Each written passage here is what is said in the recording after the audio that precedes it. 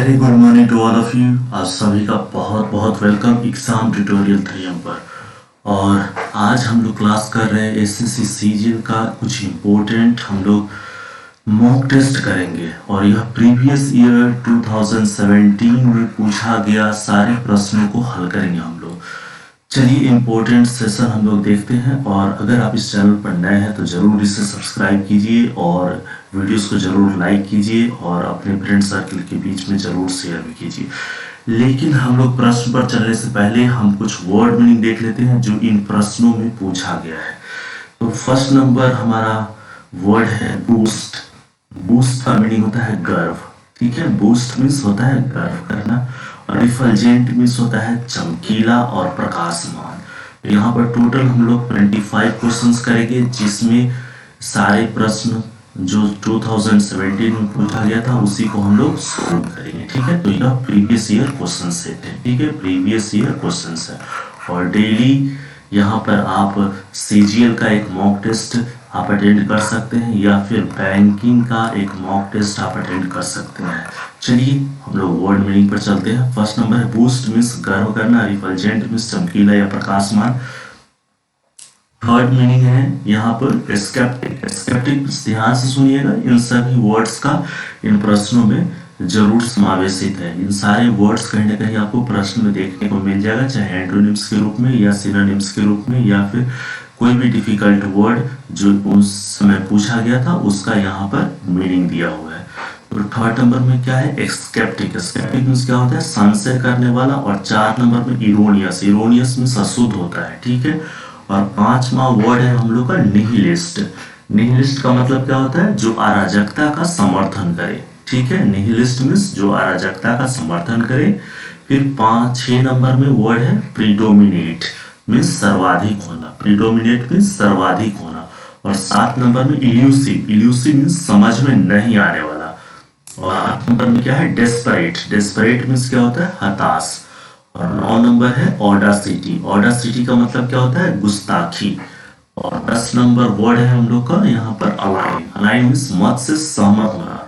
और आप यहाँ पर देख पा रहे होंगे 11 नंबर में टेरिबल। टेरिबल मीन्स होता है डरावना। और 12 नंबर में है फैसिनेट। फैसिनेट मीन्स होता है आकर्षित करना, ठीक है। इस प्रकार 12 वर्ड्स हम लोग यहाँ पर देखिए जो कि सारे के सारे इंपोर्टेंट वर्ड्स हैं। चलिए फिर हम लोग नेक्स्ट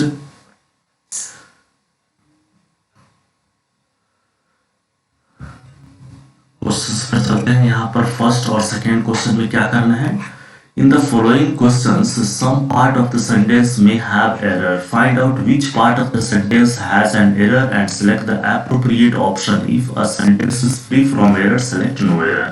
इस सेंटेंस के कुछ भाग में एरर है, तो जिस भाग में एरर है उस भाग को आपको क्या करना है, सेलेक्ट करना है कि ऑप्शन में टिक आउट करना है कि कौन सा भाग में एरर है, ठीक है।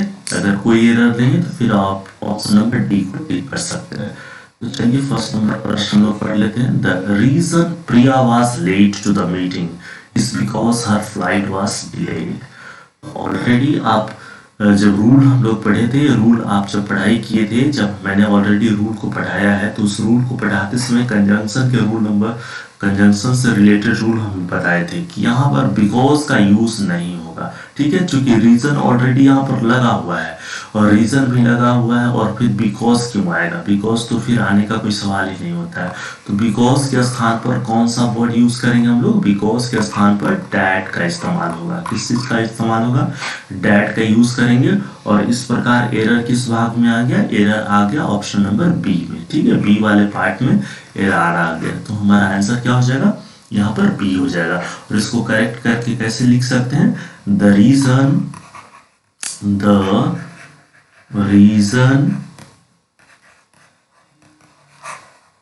प्रिया was late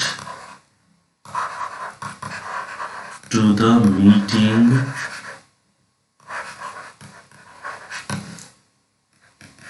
is that her flight was delayed, ठीक है। तो इस प्रकार ये सेंटेंस करेक्ट है। चलिए दूसरा प्रश्न हम लोग देख लेते हैं। सेकंड नंबर प्रश्न क्या है? Not only did they offer him a good salary but provided him with a beautiful bungalow. ठीक है, तो यहाँ पर किस पार्ट में एरर है? अगर कोई एरर नहीं तो फिर आप ऑप्शन नंबर डी को टिक कर सकते हैं। अगर आपको आंसर पता है तो फटाफट कमेंट सेक्शन में आप उत्तर दीजिए। लेकिन यहाँ पर मैं आपको बता दूं, not only did they offer him good salary but provided him with a beautiful bungalow. यहाँ पर कहाँ पर एरर है? सबसे पहले नॉट ओनली बट ऑल्सो का रूल जब आप पढ़े थे तो ऑल्सो का बट के बाद ऑल्सो का भी यूज करना था, जो कि इस सेंटेंस में यूज नहीं किया हुआ है। और दूसरा एक गुड गुड सैलरी के पहले क्या यूज करेंगे? ए यूज करेंगे। ठीक है, बिकॉज सैलरी नाउन है। ठीक है, और तो यहाँ पर दो जगह पर हमें एरर ठीक करना होगा और दोनों पार्ट बी में ही ठीक करना है। ठीक है, तो यहाँ पर क्या करेंगे? पहला नंबर पार्ट में तो हमें देखना होगा कि गुड के पहले ए लगा देना है और फिर बट के बाद क्या यूज करना है? बट के बाद ऑल्सो का इस्तेमाल कर देना है यहाँ पर। ठीक है, तो ये दो चीज हम सही करेंगे और फिर इस प्रकार हमारा ये सेंटेंस सही हो जाएगा। Means not only did they offer him a good salary but also provided him with a beautiful bungalow. ठीक है, इस प्रकार ये सेंटेंस हमारा करेक्ट हो गया। तो एरर कहाँ पर है? B number option. ठीक है, चलिए थर्ड नंबर और फोर्थ नंबर प्रश्न के लिए डायरेक्शन क्या है पढ़ लेते हैं। In the following questions the sentence given with a blank to be filled in with an appropriate word. Select the correct alternate out of the four and indicate it by selecting the appropriate option. ठीक है, फिर blanks को fill करना है। चलिए देख लेते हैं हम लोग। थर्ड नंबर में क्या है? His father dashed him up in a construction business. तो ऑप्शन दिया हुआ है build, hold, keep और set। तो कौन सा आंसर हम लोग का सही हो जाएगा? तो यहाँ पर सही हो जाएगा सेटअप का मतलब होता है स्थापित करना। तो उसके पापा ने बिजनेस को स्थापित किया उसके लिए। ठीक है, तो यहाँ पर ऑप्शन नंबर डी सही हो जाएगा, मीन्स सेटअप। ठीक है, इस father set him up in a construction business. चलिए प्रश्न संख्या 4, चौथे नंबर प्रश्न में I have dash respect for his achievement. तो ऑप्शन यहाँ पर दिया हुआ है अबंडेंट, प्रोफाउंड, स्ट्रॉन्ग और यूनिक। तो कौन सा सही हो जाएगा? तो कौन सा सही होगा? आई हैव उनके लिए मेरे पास आदर है, सम्मान है उनकी उपलब्धि के लिए। तो किस प्रकार का आदर है? अबंडेंट है या प्रोफाउंड है, स्ट्रॉन्ग है, यूनिक है? तो यहाँ पर सही उत्तर क्या हो जाएगा? प्रोफाउंड, मीन्स गहरा सम्मान है उनके लिए। ठीक है, तो ऑप्शन क्या हो जाएगा? Profound, means I have profound respect for his achievement. ठीक है, चलिए नेक्स्ट डायरेक्शन हम लोग देख लेते हैं क्या है। निर्देश दिया हुआ 5 और 6 प्रश्न के लिए। In the following questions out of the 4 alternatives select the word similar in meaning to the word. ठीक है, नेक्स्ट प्रश्न में 4 ऑप्शन दिया हुआ है और एक वर्ड है उसका सिमिलर मीनिंग बताना है, मीन्स सिनोनिम्स आपको बताना है। तो बूस्ट, तो अभी हम लोग बूस्ट का मीनिंग देखे हैं ऊपर। बूस्ट का मतलब क्या होता है? गर्व करना। बूस्ट का क्या मतलब होता है? गर्व। ठीक है, तो यहाँ पर सिमिलर मीनिंग क्या आ जाएगा? अवॉइड मीन्स त्यागना, चेंज मीन्स बदलना, रिलाई मीन्स विश्वास करना, या और प्राइड मीन्स क्या करना? गर्व करना। तो यहाँ पर सिमिलर वर्ड हम लोग को कहाँ मिल गया? ऑप्शन नंबर डी सही है। ठीक है, अगला प्रश्न हाइस्ट। हेस्ट का मतलब क्या होता है? जल्दबाजी। ठीक है, तो बर्डन मीन्स बोझ, एक्सपेक्ट मीन्स आशा करना, हरी मीन्स जल्दबाजी, साइट मीन्स दृश्य। तो ये ऑप्शन नंबर सी सही उत्तर है इसका, सिमिलर वर्ड्स हो गया। ठीक है, चलिए अगला प्रश्न देखने से पहले 7-8 के लिए direction. In the following questions out of the 4 alternatives select the word opposite in meaning to the word given. अब यहाँ पर एंटोनिम्स बताना है। क्या बताना है? ऑपोजिट वर्ड, और ये ऑपोजिट वर्ड का सिंबल है। ठीक है, रिफल्जेंट। अभी मीनिंग ऊपर हम लोगों ने पढ़ा था। रिफल्जेंट का मीनिंग क्या है? चमकीला या प्रकाशमान। ठीक है, चमकीला या फिर प्रकाशमान रिफल्जेंट का मीनिंग है। तो यहाँ पर कौन सा ऑप्शन सही हो जाएगा? 7 नंबर में। तो 7 नंबर में चमकीला या प्रकाशमान, तो इसका ठीक ऑपोजिट बताना है तो अंधेरा हो जाएगा।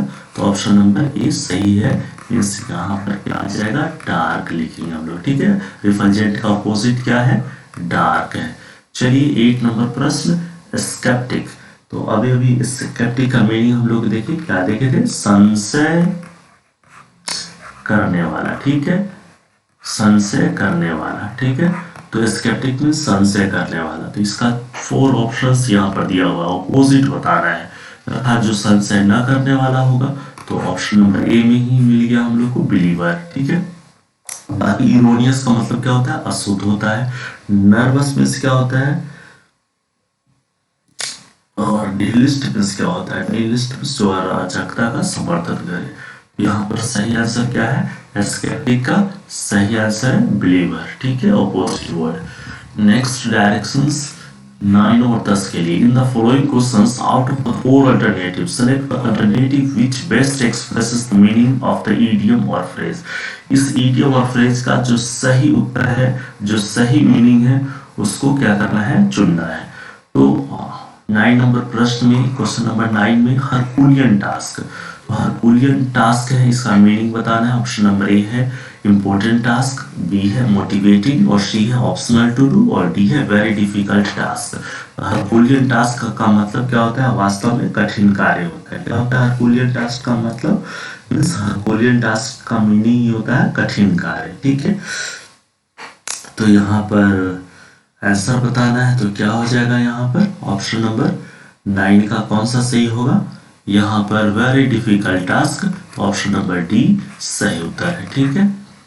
चलिए, और next 10 number on tender hook, ठीक है। इसका मीनिंग क्या है, ऑन टेंडर हुक, तो यहाँ पर फ्लैटरी है, in a disorganised manner, in anxious suspense, और स्पीक क्विकली। यहाँ पर कौन सा उत्तर सही हो जाएगा, in anxious suspense, option number C सही है, ठीक है।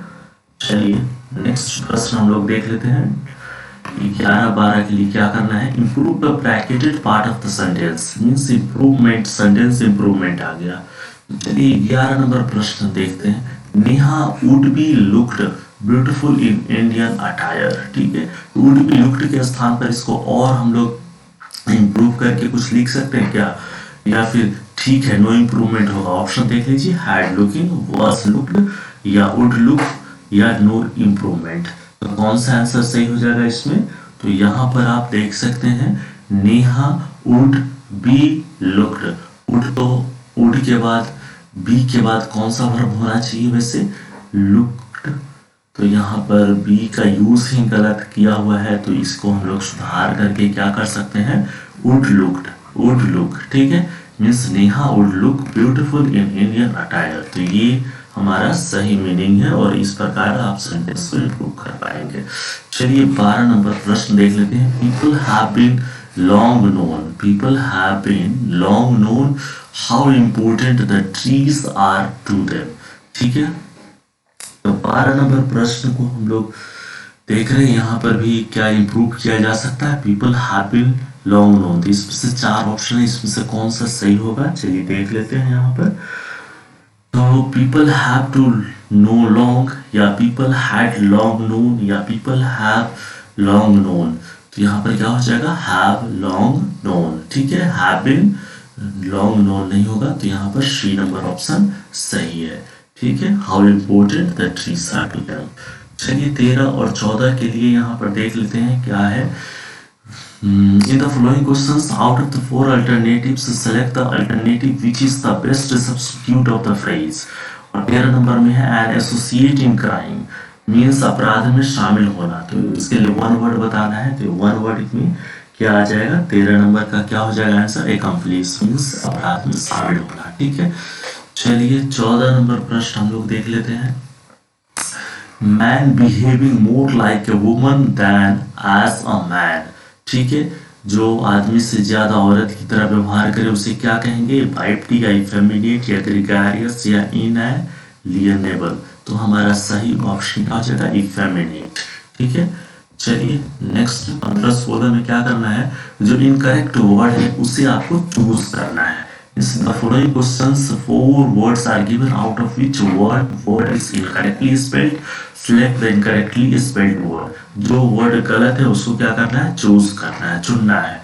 तो फिर 15 में एक्सटैसी है, प्रोफिशिएंट है, सैक्रिफाइस है या टेम्पररी है, तो चार में से कौन सा गलत है।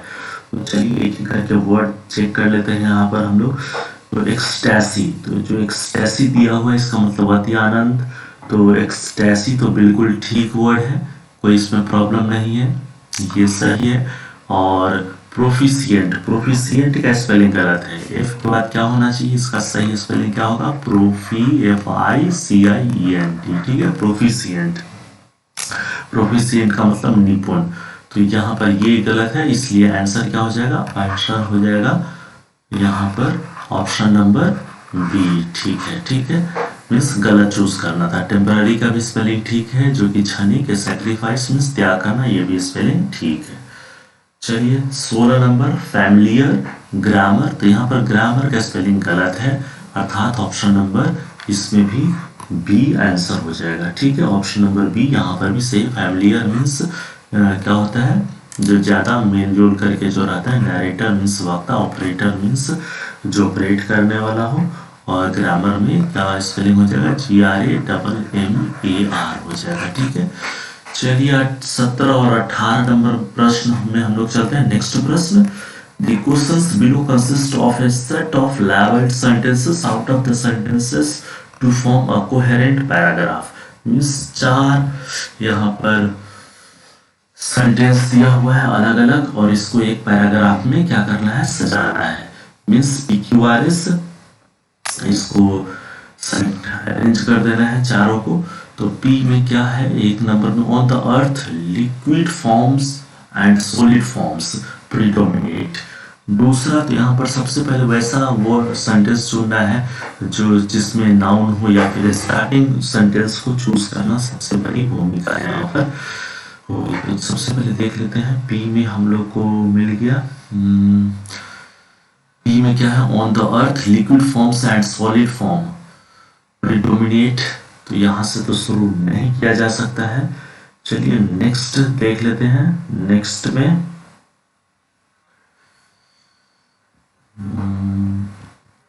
the water cycle has two distinct branches, the atmospheric branch and the terrestrial branch. क्यों से शुरू किया जा सकता है, ठीक है, क्यों से क्या किया जा सकता है, शुरू किया जा सकता है, लेकिन चलिए आगे पढ़ लेते हैं हम लोग।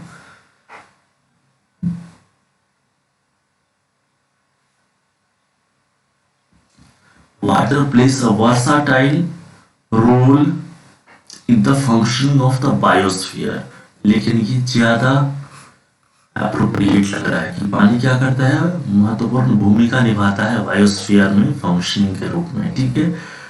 उसके बाद फिर हम लोग नेक्स्ट क्यू को ले सकते हैं। The water cycle has two distinct branches, the atmospheric branch and the terrestrial branch. तो आर से तो ये शुरू हो रहा है, तो आर तो सभी में है, फिर आर के बाद क्यू, तो क्यू तो दो में है, एक पी है और दूसरा टी है। फिर उसके बाद एस, तो in the atmospheric pressure, means option number B बिल्कुल राइट है, ठीक है। चलिए नेक्स्ट क्वेश्चन 18 नंबर प्रश्न, 18 नंबर प्रश्न देख लेते हैं। दिया इसमें भी 4 है PQRS, यहाँ पर चारों को पढ़ लेते हैं पहले।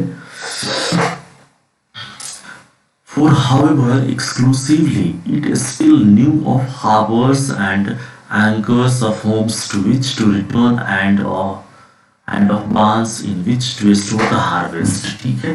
फिर दूसरा Q, the works of the early Renaissance and the poetry of Shakespeare vibrate with the compassion for life experience in danger of dying from exposure and neglect. और फिर आर में क्या है, yes it was a genius of courage not of desperate audacity, और in the compassion was the creative genius of the age। तो शुरू कहाँ से हो रहा है, in the compassion नहीं होगा, इसके पहले कुछ है, yes के पहले भी कुछ लग रहा है, और यहाँ पर however exclusively, यहाँ भी से ये भी स्टार्टिंग सेंटेंस नहीं हो सकता है, स्टार्टिंग सेंटेंस आपका क्यू है, क्यू को फर्स्ट नंबर में रख सकते हैं।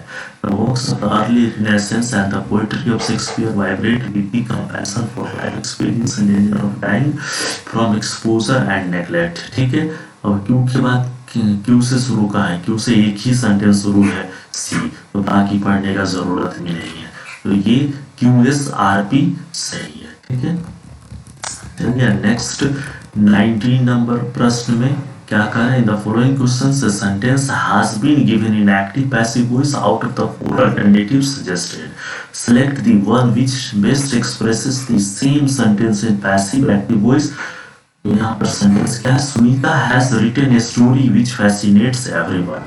सुनीता ने एक कहानी लिखी जो हर किसी को आकर्षित करता है। ठीक है, तो यहाँ पर एक्टिव पैसिव चूज करना है, तो हैज रिटन का क्या बन जाएगा, पैसिव में जब चेंज करेंगे हैज रिटन को तो क्या बन जाएगा, हैज बीन रिटन। ठीक है, तो यहाँ पर देख लीजिए हैज बीन रिटन कहाँ पर मिल रहा है, हैज बीन रिटन यहाँ पर मिल रहा है। ठीक है, और विच फैसिनेट्स, तो इसे भी हम ठीक करेंगे, इज फैसिनेटेड हो जाएगा, तो इसी में है, तो ऑप्शन नंबर बी हम लोग का बिल्कुल राइट आंसर है। ठीक है, चलिए अगला प्रश्न, इन द फ्लोइंग क्वेश्चंस, यहाँ पर डायरेक्ट स्पीच इनडायरेक्ट स्पीच से रिलेटेड प्रश्न है। Rajesh ordered his driver to do as he was told. Rajesh ने अपने ड्राइवर को कहा कि वो वही करे जैसा उसे कहा गया। ठीक है, चार ऑप्शन है, Rajesh ordered his driver, do as you are told. Next number में है, Rajesh said to the driver do as I told you, और राजेश सी में है, Rajesh said to his driver do as you are told, तो बिल्कुल ये सी नंबर ऑप्शन सही है। ठीक है, चलिए नेक्स्ट, अब यहाँ पर एक पैसेज है जिसमें फिल इन द ब्लैंक्स भरना है। Management is a set of dash that can keep a complicated system of people. यहाँ ऑप्शन नंबर दिया हुआ है, तो 21 में क्या भरा जा सकता है, चार ऑप्शन है। ठीक है, यहाँ पर चूज करके आपको बताना है। 21 का सी में क्या ऑप्शन है, प्रोसेसेस, और ए में इंस्ट्रक्शंस, बी में रिसोर्सेस, और डी में प्रपोजल्स। तो यहाँ पर प्रोसेसेस ही बिल्कुल अप्रोप्रिएट है, तो यहाँ पर क्या पढ़ेंगे हम लोग, management is a set of processes. ठीक है, management is a set of क्या हो जाएगा, management is a set of processes that can keep a complicated system of people and technology running। क्या हो जाएगा, आप देख लीजिए, रनिंग फास्टली, रिलायबली, स्मूथली या शार्पली, तो ये ऑप्शन नंबर सी यहाँ पर सही है, बिल्कुल रनिंग स्मूथली होगा। ठीक है, रनिंग स्मूथली। ठीक है, the most dash aspects of management include planning, budgeting and organizing, staffing, controlling and problem solving। तो इसमें क्या बनेंगे हम लोग, तो यहाँ पर सी में 23 में देख लेते हैं, तो 23 नंबर में क्या हो जाएगा, इट इज इम्पोर्टेंट। ठीक है, तो इम्पोर्टेंट सही है, means the most important aspects of management exclude planning, budgeting and organizing, staffing, controlling and problem solving। Leadership is a set of process that creates organization in the first place or adapts them to, क्या हो जाएगा यहाँ पर 24 number में, 24 number में option दिया हुआ है, देख लेते हैं, नॉर्मली, रन, शो और सिग्निफिकेंटली, ऑप्शन नंबर डी सही है। क्या हो जाएगा यहाँ पर, सिग्निफिकेंटली, देम टू सिग्निफिकेंटली। ठीक है, और फिर changing circumstances, leadership defines what the future should look like, aligns people with that. 25 में क्या हो जाएगा, लुक, रोल, सोर्स या विजन, तो यहाँ पर विजन बिल्कुल करेक्ट है। ठीक है, with that vision, उस विजन के साथ। ठीक है, and inspires them to make it happen despite the obstacle। इस प्रकार सेंटेंस एक बार पढ़ लेते हैं। Management is a set of process, management क्या है, एक प्रोसेस, सेट ऑफ क्या है, प्रोसेस है, ठीक है, that can keep a complicated system of people and technology running smoothly। जो जटिल से जटिल सिस्टम, लोगों का सिस्टम और टेक्नोलॉजी तकनीक है उसको बहुत ही स्मूथली रन करता है, ठीक है, या रन करने में मदद करता है। इसलिए मैनेजमेंट प्रबंधन क्या है, प्रक्रिया है जो जटिल से जटिल लोगों की पद्धति और टेक्नोलॉजी को भी बहुत ही आसानी से चलाने में मदद करता है। The most important aspects of management, जो कि प्रबंधन का सबसे महत्वपूर्ण पहलू में क्या क्या शामिल है, इंक्लूडिंग उसमें शामिल है प्लानिंग, जो कि योजना बनाना, बजटिंग का, फिर ऑर्गेनाइजिंग, फिर स्टाफिंग, स्टाफ वगैरह रखने का, उसको मैनेज करना, कंट्रोलिंग, नियंत्रण से संबंधित, प्रॉब्लम सॉल्विंग, और उसमें जो भी प्रॉब्लम वगैरह है उसको सोल्व करने से संबंधित, ये सब उसमें शामिल है। फिर leadership is a set of process. Leadership क्या है, वो भी एक प्रोसेस है that creates organisation the first phase और अडेप्ट्स देम टू सिग्निफिकेंटली, जो कि पहले स्थान पर रखा जाता है, जिसमें जो कि महत्वपूर्ण भूमिका भी निभाता है, ठीक है। अब यहाँ पर क्या कहेंगे, changing circumstances, leadership defines what the future should look like, aligns people with that vision and inspires them to make it happen despite the obstacles। चलिए, इस प्रकार ये पैराग्राफ भी कंप्लीट हुआ। और अगर आप इस चैनल पर नए हैं तो फिर आप ज़रूर इसे सब्सक्राइब कीजिए और लाइक भी कीजिए, शेयर भी कीजिए। अगर इसका सारे के सारे PDF आपको चाहिए तो आप एग्जाम ट्यूटोरियल चैनल को जरूर सब्सक्राइब